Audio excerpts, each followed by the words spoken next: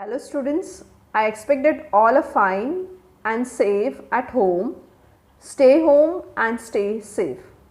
Here I am going to revise you all the revision of class 9 syllabus, that is chapter number 1, and in that unit 1, introduction to object oriented programming concepts.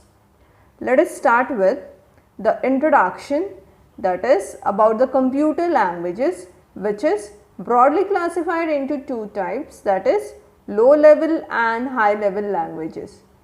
Low level language had certain limitations, so the high level languages was developed. You all are familiar with this part, no need of repeating again. Your high level language was further classified into two types, that is procedure oriented programming and object oriented programming. What was classified? That was a high level language was classified into POP and OOP. Okay. Now coming on to procedure oriented programming, that is POP, here the user was giving stress more on functions. He was giving stress more on functions rather than data values. The user was using variables, functions, statements and conditional operators while programming with the help of procedure oriented.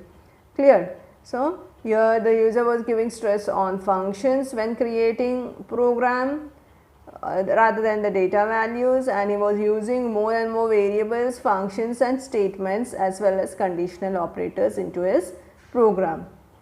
Okay. POP was working basically on the following problems or following principles, that was problems are divided into smaller programs called as function. Okay. All the problems or the calculations or codings in your programs was divided into smaller functions. Okay. As it was divided into smaller functions or smaller programs and functions, what happened? The coding was more and more lengthier over here. Data move freely from function to functions. So, one data was moving freely from one function to another function. Just look into this tree structure, wherein which you had a data value and the free flow of this data value was done to that of your function 1, function 2 and function 3. How many functions you were using in one program? All one data value was freely flowing from to functions, different varieties of functions. One data value was moving freely to various functions which you were using in your POP programming structure. Clear? Okay. Now, due to this problem, due to this free flowing of data values, there causes certain limitations in POP. Okay. Due to this free flowing of data values, there cause certain limitations of POP. No restriction was there in your data value because it was free flowing from one function to another function to another function. Okay. Causes problem for the programmer while debugging. अब यहाँ पे क्या हो रहा है? What happens over here is, as only one data value was moving from one function to different function to third function, okay, there causes a problem for the programmer to debug. What do you mean by debug? Yes, what do you mean by debug? Debug means checking each and every time the program, that time it caused a problem for the programmer. Okay. What happened? No reusability of concept was there, hence time management, testing and length of the program increased. I just now told you, okay, I just now told you all that here, as the stress was given more for the function, more and more functions was used in one program and the same data value was freely flowing from one function to another function to the third function. Okay. There was restriction on the data value and the programmer was facing problem while debugging.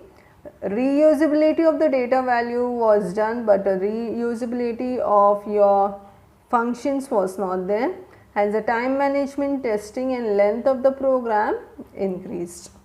Clear? Example for this POP was BASIC, COBOL, Fortran. BASIC, COBOL, Fortran were the example for your POP language, that is programmable oriented language, procedural oriented language. Fine. Later this program stopped, this programming stopped. A new language called as object oriented language started. Object oriented language started. Here what happened is, just look into this difference between two.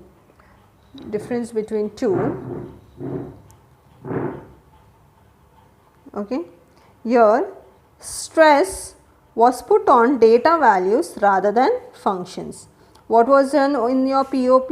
The stress was put on functions rather than data values, whereas in your object oriented the stress is put on data values rather than functions.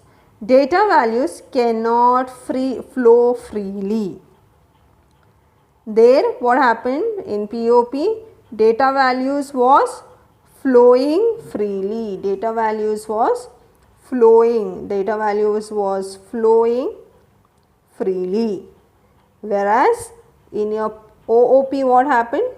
Data values cannot flow freely and is used within a particular programming area. It is used in your particular programming area. Okay. So, just consider one understanding concept over here. There where you had two objects, you are having two objects over here. Okay. And you are having a data and function in one object, data and function in another object. Data can be moved only to one function of your one object, and the data can be moved to only one function of your object 2. But if you feel that you want to move the data to the function of object 2, it is not accessible. It is not accessible. Are you understanding? You are clearing with your concept. Okay. Then here object oriented programming allows the user to split the complete program into number of segments called as objects. ठीक है. यहाँ पे क्या हो रहा है? Object oriented programming में क्या हो रहा है? ओके क्या हो रहा है? User can split the program, user can divide the program into the number of segments called as objects. यहाँ पे क्या हो रहा था? ज़्यादा से ज़्यादा पीओपी में what was happening? More and more functions was used. Stress was given on functions rather than data values. But यहाँ पे क्या हो रहा है? Stress is given on data values rather than functions. So, in the form of data values, the programmer can split the program into number of objects. Okay. It is done in such a way that the data values of an object can be used within the functions of the same object. Just now I told you all that the data values of an object can be used within that same functions. It cannot be, the data value cannot be used with the function of another object. Okay. There are no directly accessible to other objects of the program, but objects can communicate with each other through functions. Objects can communicate with each other through functions. Okay. Object can communicate with each other through functions. Is that clear? आप data value एक object का दूसरे object में नहीं share कर सकते, but data value एक object का दूसरे ऑब्जेक्ट के फंक्शन के साथ शेयर नहीं कर सकते. You can not share the data value of one object to the function of another object, but you can communicate, the object can communicate the function of one object to another object. Is that clear to all? Okay.